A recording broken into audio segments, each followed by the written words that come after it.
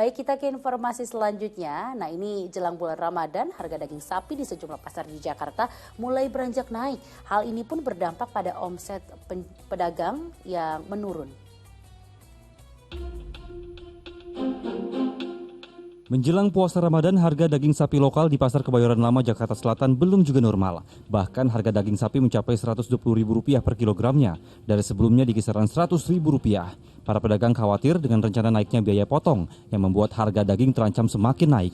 Ini rencananya mau naik lagi karena potongan naik 2%. Jadi ini menghadapi puasa Lebaran paling enggak itu naik jadi 150 daging karena potongan naik terus.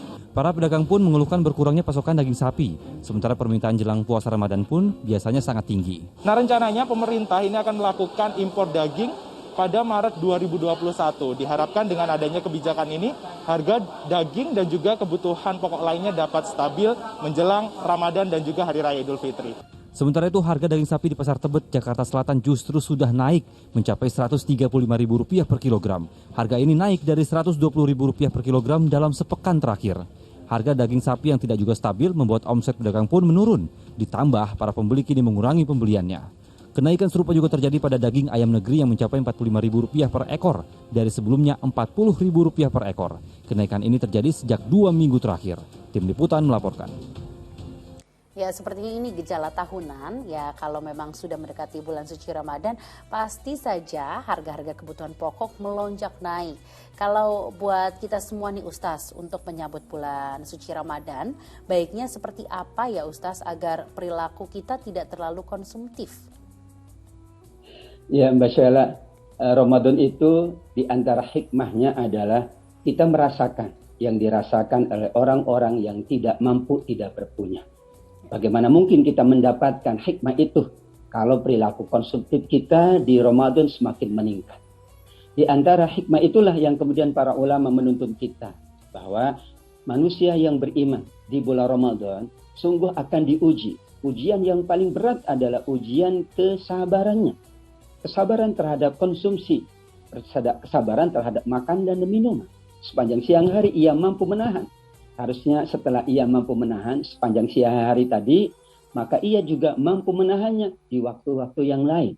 Perilaku konsumtif adalah bukan perilaku yang terpuji, namun disesuaikan dengan kebutuhan. Karena benar Nabi SAW juga mengingatkan bahwa ada dua yang dirasakan bahagia oleh orang berpuasa. Lis-shaimi farhatani, dua kebahagiaan, dua kesenangan yang paripurna. Saat ia mengkonsumsi hidangan berbuka. Bahasa Nabi adalah hidangan berbuka. Perhatikan sewajarnya.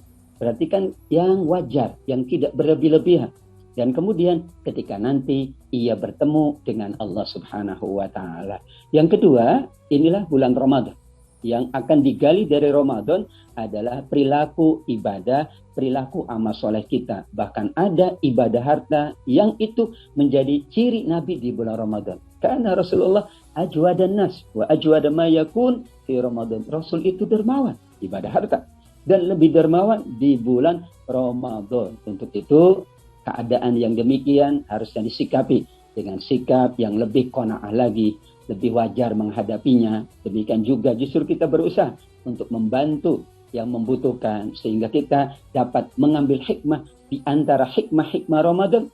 Kita merasakan perihnya, merasakan sulitnya, merasakan lapar dan dahaga mereka yang mungkin tidak mampu, tidak berpunya sepanjang hari-hari yang lain. Kita diuji oleh Allah sepanjang 1 bulan Ramadan, insya Allah. Ya, insya Allah. Tentunya Ustaz, saya dan juga pemirsa dari Ajwa TV ini bisa lebih mengendalikan diri gitu ya ketika buka puasa. Jangan terlalu berlebihan membeli banyak makanan yang akhirnya mubazir, jadinya dibuang.